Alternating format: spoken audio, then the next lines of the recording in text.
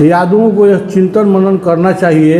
यादव वर्ग अपने आप को उपेक्षित महसूस करते जा रहा है। इसका कारण क्या है, स्वयं वे लोग चिंतन मनन करें, पता चल जाएगा। एक वर्ग से राजनीति संभव नहीं है। यादव के साथ दूसरा वर्ग जुट नहीं रहा है। यादव लोगों को शालीनता, नम्रता के साथ अन्य वर्ग के लोगों के साथ पेश आना चाहिए। आज जादू से अति पिछड़ा को बहुत ज़्यादा दिक्कत है। जादू के साथ अति पिछड़ा जाना नहीं चाह रहा है, सटना नहीं चाह रहा है।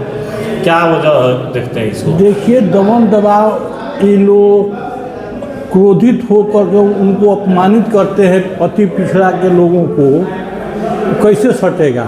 जो कोई पद मिले तो कद को छोटा कर लेना चाहिए। हम किसी व्यक्ति की बात नहीं करेंगे, लेकिन जब पद मिलता है तो गरूर में आकर के लोग अति महत्वाकांक्षी हो जाते हैं और अन्य वर्ग के लोगों को उपेक्षित कर देते हैं, जिसका परिणाम आज जनता समझ रही है। ये स्क्रीन पे भाजपा नेता सिवान के पूर्व सांसद ओम प्रकाश यादव को देख रहे हैं। आइए इनसे जानते हैं कि इस सिवान की राजनीति को लेकर क्या कुछ कहते हैं। नेताजी, बहुत बहुत स्वागत है आपका। आपके दर्शकों को, आपके पूरे टीम को मेरी तरफ से मकर संक्रांति की हार्दिक शुभकामना है।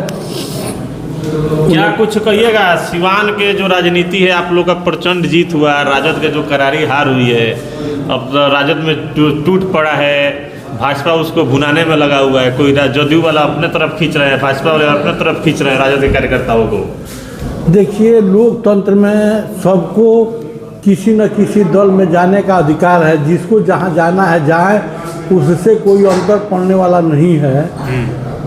और भाजपा निश्चित रूप से दुनिया की सबसे बड़ी पार्टी है। जो आएगा इसमें समाहित किया जाएगा।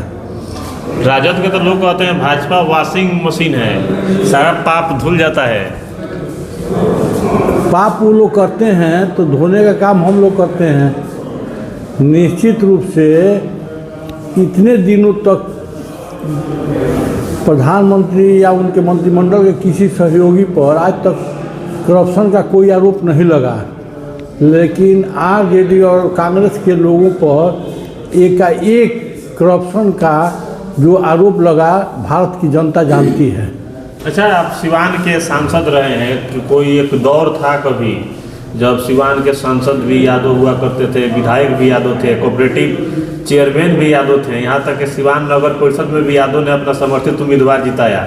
लेकिन आज एक दौर है जो यादव मुक्त सिवान बनते जा रहा है। संसदीय चला गया, विधायकी चला गया, कोऑपरेटिव अध्यक्ष पद चला गया, चेयरमैनी का समर्थन भी चला गया। क्या कहिएगा, ये राजनीति कहाँ जा रही है सिवान की? देखिए,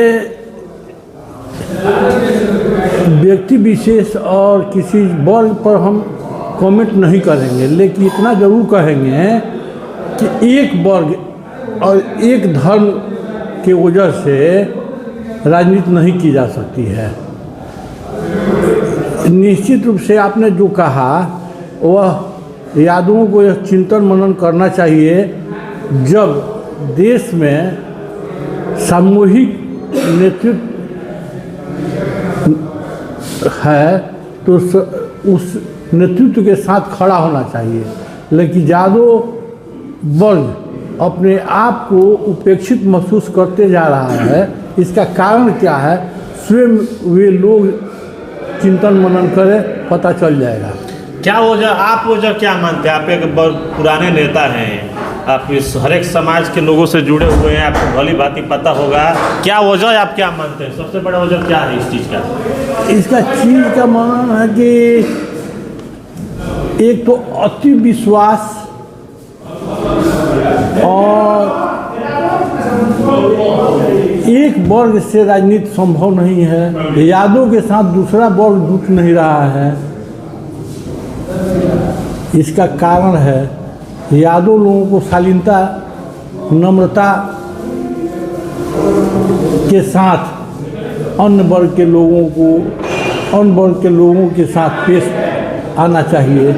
ये लोग नहीं आते हैं, इसलिए दूसरा वर्ग इन लोगों के साथ जीत नहीं रहा है। एक दौर था, आप जब एमपी थे उस समय देखा जाता था कि जादू के साथ बैकवर्ड अति पिछड़ा का लगाव बहुत ज़्यादा हुआ करता था, लेकिन आज जादू से अति पिछड़ा को बहुत ज़्यादा दिक्कत है। जादू के साथ अति पिछड़ा जाना नहीं चाह रहा है, सटना नहीं चाह रहा है, क्या वजह देखते हैं इसको? देखिए, दमन दबाव, ये लोग क्रोधित होकर के उनको अपमानित करते हैं, अति पिछड़ा के लोगों को कैसे सटेगा?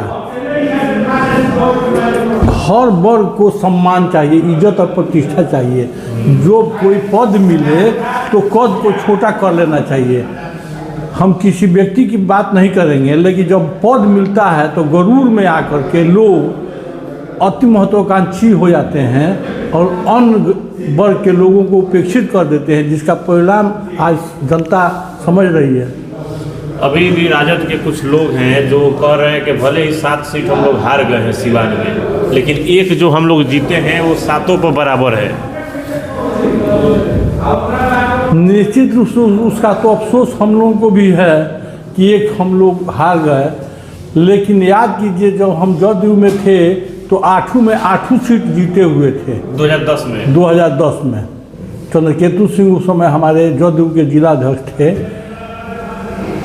और एक सीट हारने का हमें भी अफसोस है, मलाल है।